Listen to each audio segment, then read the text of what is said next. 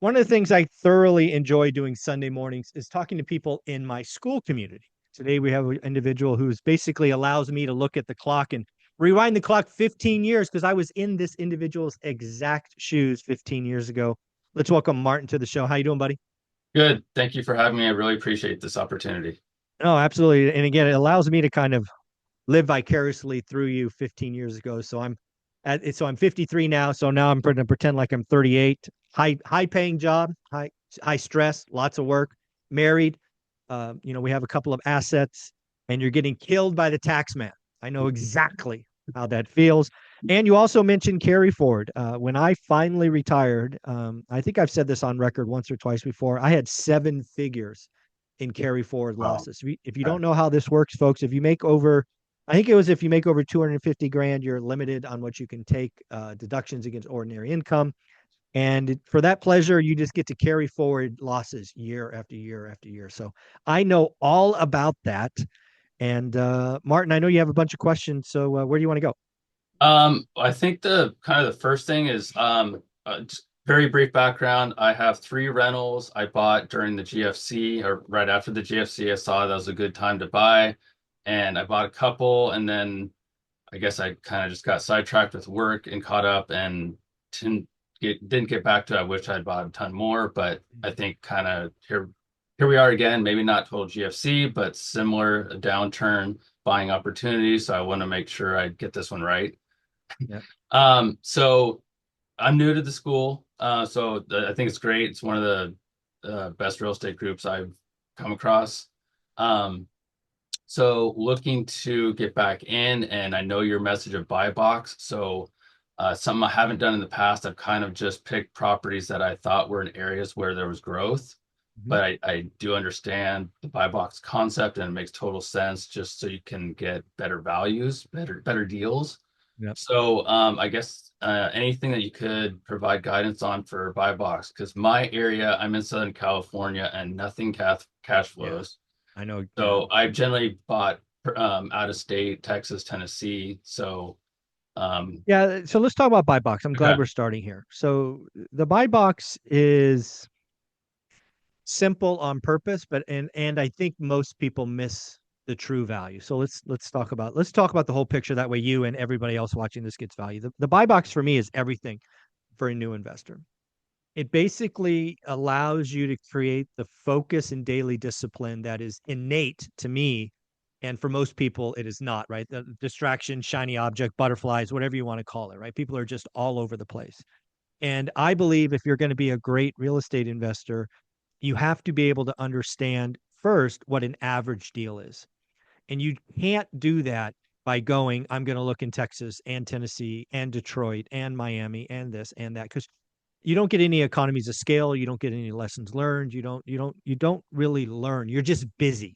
It might feel good, but you're going nowhere. And so what I tell people to do with a buy box is I get, you know, very disciplined. So what I want from a buy box in the beginning is I want the buy box to be a set of criteria that you lock into and that's all you look at for 90 days, maybe up to 6 months, because you cannot, in my opinion, you can't stop until you answer one question. And that question is, what is an average deal in my buy box? Right. And by an average deal in my world, that is cash on cash. I call it yield, right? In Orange County, right? It's probably, negative 17. But again, that's at least you're learning something, right? In Texas today, it might be 4. In Tennessee, it might be 7. And I'm just making up numbers because I have no idea, but that's the idea. Is you're going to get a different average in different places. But once you get that average, and again, I'll just pick on Tennessee in my example of 7, now you can start writing offers. And people often get this twisted, especially if somebody has money or equity and ready to deploy. They're like, no, no, no, I'm going to look for 3 days and I'm just going to buy something. I'm like, you're just gambling. So until you can answer the question of what is average, I don't want you to write any offers, because what I want you to do is I don't want you to do an average deal. I think any moron in the planet could do an average deal. And if you're in my world, in my community, we only do good, great, or lifetime deals. And if the average is 7, I want you to do 9, 11, 13. Because again, most of us can only do one deal a year. So why the fuck would we settle for average? I mean, come on. This is not what we do. And especially today, because we are in a buyer's market, certainly in Texas, it's a buyer's market. If the average in Texas is 4, man, I would try to do an 8 or a 10. And how do you do that? You find a very motivated seller. You get some seller credits, you get some seller financing. You do all of these other more advanced strategies, but until you have a buy box and until you can answer the question, what is an average yield? Don't do anything else. Now, what do most people miss about a buy box? I think most people get the laser focus. Okay, Zuber's disciplined. He's kind of broken, but it works for him. I'm not Zuber. I'm going to do what he says, and then I'm going to do something else. I'm like, no, no, no, no, no. If you have a buy box in my world, and then you spend 10 minutes looking at it, you go, oh, nothing changed. I want you to go on with your life. Go take the kids out. Go, take a walk with your wife or the dog or whatever. I don't want you to go, I got an extra 10 minutes. Let me look somewhere else. Because again, you're going backwards. So a real buy box is permission to look, but most importantly, permission not to look. Back to my example in 2003, it was 93703. It's a particular zip code, single family homes only, single family homes with 3 or 4 bedrooms, single family homes with 3 or 4 bedrooms, 2 baths I think it was between 1,600 and 2,000 square feet. That's all I looked at. I avoided, I ignored 99.99% of the market. But you know what? After 6 months, I knew that one little bit better than anybody else on the planet. And I was able to build a portfolio of 6, 7, 8 houses that were all great deals. So the buy box is everything to me. It provides the discipline, the daily habits. It gives you permission to ignore everything else, and it answers a question. And then finally, once you get through this process once, you can do it anywhere else on the planet. My rigor and discipline with, the Mayfair district, I can repeat anywhere. Like I'm doing it right now in Henderson, Nevada, or I have been doing it. I know it very well now. It's just, to me, the buy box is everything. And then most people break it because it's not fast, right? You won't know your buy box in 6 days. You just won't. It changes slower than that. And everybody wants to force it. Everybody wants to cut corners. And it's like, no, this is like losing weight, right? It takes time to see it in the mirror, right? You may be doing all the right things for a week. You're not going to notice a difference. But if you do it for a month, oh, the clothes fit different. You do it for 3 months. Oh my God, there are my abs. Where did those things come from? So it's the same thing. So a buy box for me is everything. Okay. No, thanks. That's super helpful. I imagine though, once your portfolio grows, at some point you want to diversify a little bit. So like if there's a natural disaster in that area, you're not completely wiped out, right? Okay. Yeah, yeah, yeah. Those are all secondary decisions, but those would be Right, right. decisions at, year 5, year 6. Okay. Okay. Um, in terms of picking a buy box, I just, like I said, I've mentioned Texas, Tennessee. I know those are big areas to narrow down to maybe, whether it's Austin or Dallas, Fort Worth, or one sub market within those. Do you have any thoughts on like a good place to Yeah, so start? I'll answer it 2 ways. I'll answer it for the standard audience, and then I'll answer it for what I know about your portfolio. Okay, So for great. the average person asking me this question, normally speaking, it is far easier to do in your backyard. Now, again, why the backyard? Because you can drive it, you can go see it, you can touch it, you can walk through it, you can talk to people, you can just get into the feel. And even if you're not planning to buy there, right? I lived in the Bay Area. I spent a year trying to find cash flow. It doesn't exist, much like a lot of Southern California. But I learned, and it allowed me to go faster the next time when I picked a market 2.5 hours away, which might as well have been out of state, right? It was a 5 hour day just to drive there and back. So it's just like getting on a plane in many instances. So again, I think for most people just starting out, pick where you live, just because it's you get a faster feedback loop. Even if you don't plan to buy there, walking through homes, talking to agents, talking to contractors, getting bids, seeing other investors, it's just easier to do in your backyard.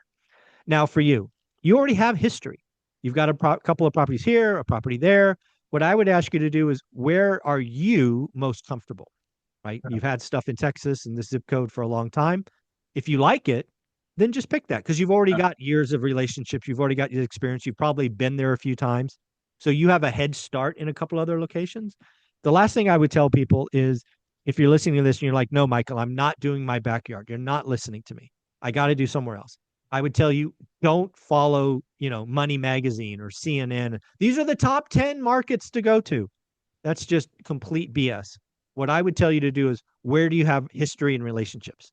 Where do you have family? Where do you have a college roommate? Where do you have, the question to me is often, who's going to show up at your funeral? Is there somebody out of state that would fly in for your funeral? Now, why is that important? Because you're going to ask for favors. You're going to ask them to drive by. You're going to ask them to, hey, if you're ever in that part of town, just drive by this house and make sure the tenants aren't doing anything crazy. Because what I learned from people investing out of state is they typically only get feedback from people they're paying.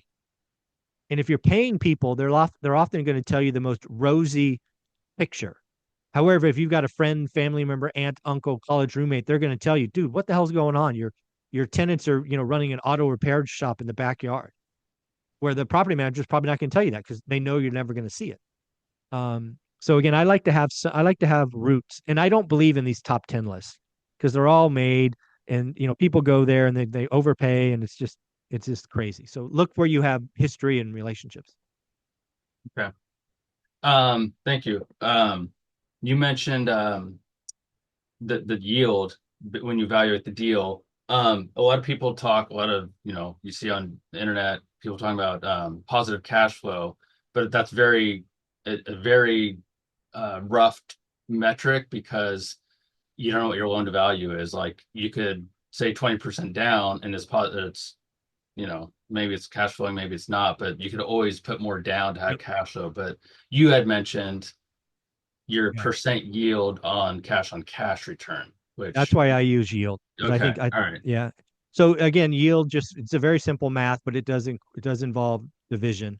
So it's two numbers. Yeah, It's the denominator, so the bottom right, number is how much cash do I have to put into this? And to be clear, cash in a real estate deal is typically three things. Down payment, everybody gets. Closing costs, most people get. But I also include make ready. Now, sometimes make ready is zero, right? You're buying a perfectly clean property, it's turnkey, great, zero.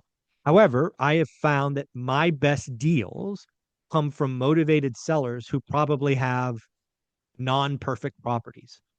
So I'm going to go into a deal, especially one of those, going, okay, I'm going to buy this. It's going to be, I don't know, 30K down. I'm going to have 6K in closing costs, but I'm also going to spend 25 grand making it ready. So that's the denominator. How much cash comes out of Zuber's accounts into this asset? And then the numerator or top number is rent minus all expenses, including reserves, right? For vacancies, capex, all of that. That's going to produce a monthly cash flow number. Let's just call it 200 to make the math easy. You take the $200 times 12 because it's a year, and that's 2,400. So it would be, in this case, 2,400 divided by whatever that is. That produces a decimal, right? Point zero something. And if you want to get fancy with it, multiply it by 100%, and bingo, bango, that's your yield. That's all I do. Because again, to your point, every deal cash flows at some down payment. right. And that's how this yield calculation is everything. I use it again, I'll use real stuff. The smallest thing I own is a 512 square foot, one bedroom, one bath. The biggest thing I own is a 20 unit apartment building. Both of those assets went in the same exact spreadsheet, and I would buy them at different times. During the GFC, I would have bought the house. During like 2015 or 16, I would have bought the apartment because it changes. Assets have different prices. Lending markets are different. One of them is overpriced, one is underpriced. This is how, if you've read my book, One Rental at a Time, this is how we got out and didn't get hurt by the GFC because our houses were overvalued. We knew it. So we sold via 1031 exchange and moved into an underappreciated asset apartments. And that's how we went from 8 to 80. It was game changing. And we avoided all the pain, right? If we didn't sell those houses, I'd still be working. Oh, okay. That's huge. Um, okay. So you don't really have like you won't do more than 20% down or 10% down. It No, I just will. I absolutely, like, if okay. for whatever reason, if the best yield I can get on an asset, I'm just making this up, is a 50%. Like, let's just say, oh, here's one. So I actually did this. Um, it's a little bit different era, but the point will be valid. So there was a time where banks would not lend to me. because I owned a lot of real estate. And if you had more than four assets, which I did, the banks wouldn't lend to me. So I ended up having to go to a hard money lender. The hard money lender required 40% down, and they charged me 2 points and 12% interest. Wow. It just happened to be the best yield. So I did it. Right. So again, I don't mind. I have no rule of thumb. Right. The only thing I would tell you, kind of a general rule of thumb, is I would not do a deal that produces less than $150 cash flow. That's just too skinny. Right. One water heater, one thing, your entire year is screwed. That's just too small. Like there's a way to get an infinite return with $1 of cash flow. I would never do that deal. Right. I'm allergic to what I call alligators, or negative cash flow. That's how you go backwards. That's how your empire can explode, is if you have a bunch of alligator properties eating you alive. Don't do that. So I want a minimum of 150. Maybe today I take 250, but I'm in a different spot.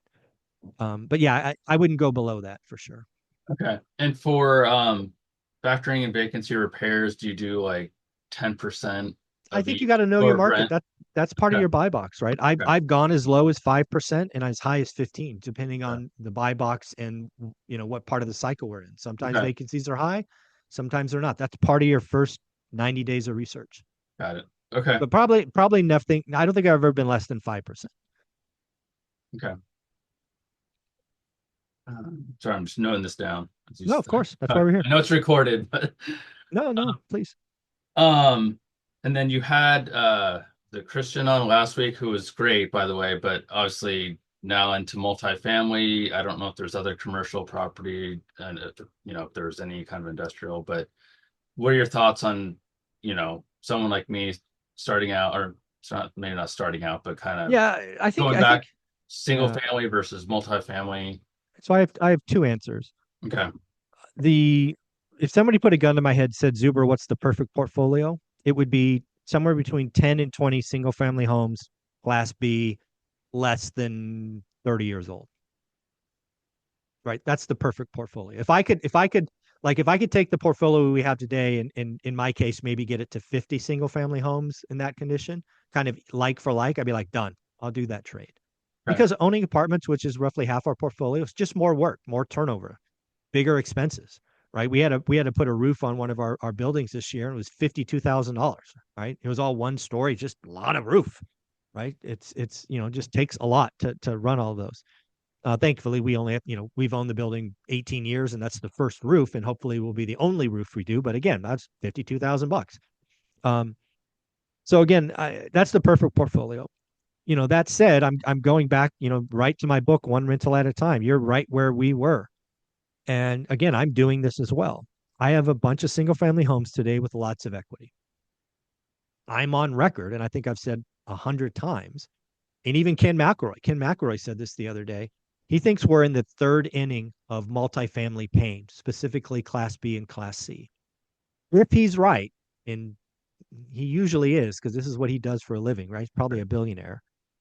I'm going to get the opportunity to buy distressed multifamily again, which I did before. It's where we went from 8 to 80.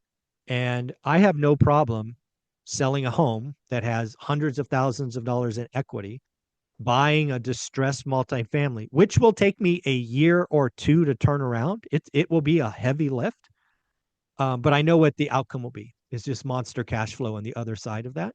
So right, the position I'm in is I'm looking forward to doing that. There's a good chance that in our portfolio we double in the next 30 months via selling homes near the peak and buying a multifamily. And again, we won't put any cash in, right? Because we're just going to do an equity swap via the 1031.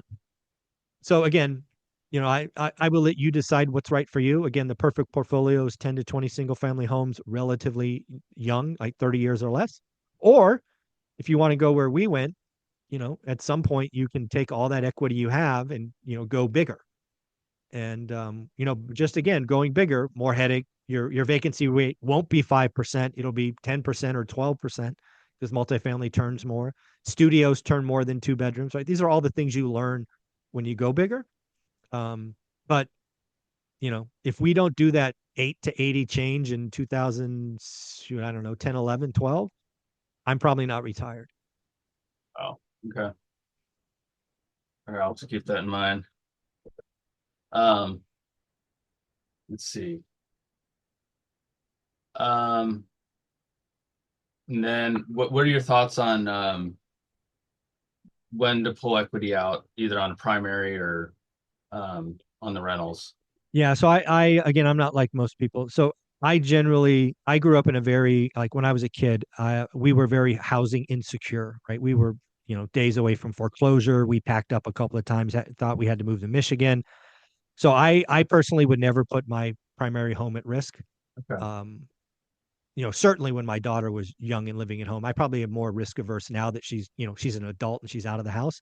But the last thing I would do is lever up my where I live. No, not my thing. Okay. That said, rentals, who cares? Let's go. Okay. Right. I cashed out, refied, I laddered up all the time. If I got to 70% or 65% LTV, I'd go get that money and do it again. Because I believe, again, we have, high income jobs. I would, my job was to make a lot of money during the day and just to grow this portfolio as fast as I could. So I had a very clear moment of growth mode to chill mode, right? I went in chill mode in 2019, right? I'm out. I got what I got. I'm not going to do anything to risk this empire. But damn, during growth mode, man, don't get it twisted. I was very active, extracting equity, getting seconds. I borrowed from my 401k, anything but my primary home. My Got it. primary home was sacrilegious. Okay. Good to know. Because I think the primer is the only place where I'm going to get that tax relief. But It's up to you. Again, yeah, that's just me, right? If you're yeah, more no, risk, I yeah, understand. yeah, that's a Okay. you decision, but that's my answer. All right, this is super helpful. I appreciate this. And then what? I'll jump over to software. You've Sure. talked about different tools you use. I've heard. I haven't kind of dived into them, but Yeah, um, PropStream and Property Radar yeah, and yeah. So Property Wire. so What are your thoughts on? so again, for my entire career, I used none of those. Okay. I just used the MLS. And to be clear, I used a agent's access to the MLS because I didn't know any better. You got to remember, I was doing this pre-internet, right? Or at least maybe not pre-internet, but pre-apps, right? Okay. Pre-smartphones. So I just bought it. My entire portfolio up until 2018. It changed after 18. I bought everything out of the MLS except two properties. One property I bought auction.com and one property I bought directly from a bank, right? A bank president called me and I negotiated with him off market. Other than that, everything on the MLS. Now, these tools, now I have relationships. I know both companies fairly well. Um, Property Radar to me for Property Radar for me would be the one I would use today because it allows me to have what I call a buy box. And then it allows me to send out mailers or postcards directly from one application. PropStream is what I used for a long time. I used PropStream from 2018 to like 2022 because it was just a great interface and it gave me everything I needed. But I had to extract the data and use like Yellow Letter or some other place to do mailers. Property Radar now, and that's why they're one of the people I talk about all the time, allows me as a worker to go, okay, here's my buy box, here's my three buy boxes. Every time something hits, mail this postcard. And there's no minimums. You could send one at a time, three at a time. So if you want to do mailers, Property Radar is great. But if you just want access and you want a little history, both of them can give you that. So it Okay. really depends on what you're looking for from the tool. If it's just access, mortgage balance, list of code violations, out of state landlords. I mean, either one will do that for you. Okay. And do you recommend, I mean, just working off MLS or trying to get off market deals? It depends on how hard you want to work, Yeah. right? Okay. Again, I built my entire portfolio on the MLS. Got it. Okay. If you again, and why did I do that? Dude, I didn't have any time. Yeah. Okay. I don't have any time. I didn't I like today people talk about having VAs and doing all these things. I mean, I was trying to sell $1 million, $5 million, $10 million projects. High stress. I had a quota around my neck every quarter. The last thing I want to do is go, oh shit, I got an inbound call. I got to do this or that. Right, right. That said, if my wife wouldn't, but maybe yours will, if she wanted to pick up the phone and have a conversation, it's just like how how much can you really do? I Yeah. couldn't do anything else. I Okay. just couldn't. I just know that. I don't know you, right? You can. Do you No, have? you're exactly right. Yeah, it's more work but better deals for off Oh, market. no question. Yeah, if you have Yeah. the time and cycles, off market deals are always better. Well, I shouldn't say always. Many times better. Okay. Okay. And do you, when making offers, are you generally always going through your own agent, or do you go straight to the listing agent? I would say it's about half and half. Okay. I have a few agents I work again. So again, we'll answer the question as a beginner. So I talk to a lot of agents, and I'll talk about an agent I know, Scott. We did this together. So I told Scott this is 2019. And I was flipping in 18 and 19. I was flipping. I'm like, Scott, just so you know, because he was hungry. He was a new agent. He wanted to impress me. So I gave him a shot. And I said, Scott, just so you know, I'm a cheap son of a bitch. I'm going to write a lot of offers, and it's going to take time. So in Scott's case, I didn't know this at the time. He actually told me later. He wrote up 101 offers before we got the first one accepted. Oh, Most agents wouldn't do that. Now, Scott told me later, and I think we even have a video on this. He's like, Mike, I just set up a template for you. Your offers are all the same. I just changed the APN, the address, the purchase price, because everything else is the same. He goes, I got it down to about 90 seconds. I'm like, that's the way to think about it. okay. Now, Scott and I ended up doing 5, 6, 7 deals together, so his time was worth it, but it took time. Now, most agents aren't Scott. So I've had agents say all the kinds of nice things, and then I send them a list of 10 properties and they freak out. Whenever I get that kind of pushback, I just call the listing agent. I'm like, screw you. I'm not using you anymore. I'm not going to pick up your call.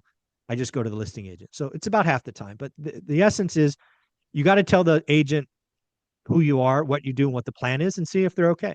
Now, today, because the market's really dry, they're probably hungry. They probably would like doing what Scott did to me with me in 2019. I'm pretty sure Scott would not have done that in 23. It was just a different market, or 22. But yeah, I think if you're authentic and you tell people exactly what's coming and they say it's okay, then give them a shot. And if they give you any pushback, go right to the listing agent. And the benefit of that, they just can help you with the market, like the area, or Yeah, they can walk it, they can drive it, yeah, they can, they're going to do those extra things for you because yeah. there's Okay. there's there's on the other side there's money for them. And again, I've had agents, work with me and then bring me a deal. I always pay with the person who brings me the deal, right? If you bring me the deal, you get paid. It's just how I roll. Okay. So yeah. That makes sense. Um, I know if you go direct to the listing agent, sometimes they're more incentivized. Oh, If you have a lower they're offer, not working. Yeah, they're not working for you. well, plus they get double commission, right? So, Yeah. Yeah, but I always, again, there's nothing wrong with it. I've done plenty of okay, transactions, but again, I'm an experienced buyer. Um, and I never think the listing agent's really supporting me. They're always supporting the correct. listing, Okay, the seller. okay. Um, I think that covers my questions. Yeah, the This one thing I saw in your really notes that I would go deeper on, and you don't have to answer this on video, but I did not see it in your notes. Thank you for sending it over. Is your main goal is to find a way to retire your wife, which is an awesome goal. I had the same one, but there's got to be a number there, and I didn't see a number. okay. Like, is it this much? Is it that much? So I would get laser focused on that, so that becomes the North Star. Okay. That's the one thing, and maybe you have that, maybe you know what that is, but it wasn't in the notes. I would have that conversation. It was definitely a number Olivia and I talked about. I retired Olivia 4 or 5 years before I retired because we knew the number. Now, again, in our case, we ran one extra year. We took her paycheck, put it somewhere else, and then we tried to see if we can live on the portfolio, which we did, and then she quit because we were Got it. risk averse. Um, but yeah, I would have that number, have that conversation. I would set it up because it becomes a lot easier, to have those like, honey, I'm negotiating a deal, or honey, I got to call somebody when everybody knows what the North Star is. And I would get that on paper. Okay. And just based off your monthly expenses, What I mean, like probably what 2x she, or yeah, whatever. Yeah, okay. I would, I would have a conversation like, what do we really need for you to stop working? Okay. That's the conversation I'd have, and then get buy-in. Yeah. Okay. No, that's really good. Okay. All right. Well, very cool. Well, again, don't be shy on school. Thank you for joining. Thank you so much. It's the 550 folks going the same direction. So hopefully you've seen lots of support, lots of Yeah, questions, and thank you for doing this. We'll put this out, appreciate it. see if we can help other people. All right, great. Thank you, Thank Michael. thank you, buddy.